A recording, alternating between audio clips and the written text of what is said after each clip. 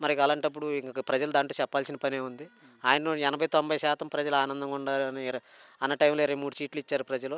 మరి ఈరోజు 52% ప్రజలు ఆనందంగా ఉంటున్నారు మన పాలనలో అని అంటున్నాడు. ఈరోజు అసలు ఈ గవర్నమెంట్ 20 నెలల్లో దగ్గర దగ్గర 2,40,000 కోట్లు అప్పు చేశాడు. 2014 నుంచి 2019 వరకు ఆంధ్రప్రదేశ్ అప్పు 2,69,000 కోట్లు చేశాడు ఆయన పాలనలోనే. ప్రజలకి ఇచ్చిన సంక్షేమం అయితే ఏమీ లేదు. మళ్ళీ 2019 నుంచి 2024 జగన్మోహన్ రెడ్డి గారు చేసింది 1,80,000 కోట్ల అప్పు.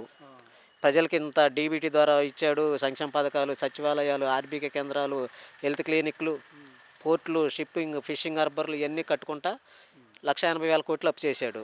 2 సంవత్సరాలు కరోనాలో కూడా. 2 సంవత్సరాల కరోనాలో రాబడి రాకపోయినప్పటికీ సంక్షేమం ఎక్కడ ఆగకుండా ప్రజలు ఏడ ఇబ్బంది పడకుండా చేశాడు. మరి ఈరోజు వచ్చిన 20 నెలల్లోనే 2,20,000 కోట్లు సుమారు అప్పు చేశారు. మరి సంక్షేమం ద్వారా ప్రజలకు వచ్చింది తల్లికి వందనం, అమ్మఒడి పేరు మార్చారు. అమ్మఒడి పేరు మార్చి తల్లికి వందనం పెట్టారు. అది లోకేష్ గారి ఆలోచన, గొప్ప ఆలోచన అంట. అమ్మఒడి నుంచి తల్లికి వందనం మార్చడం.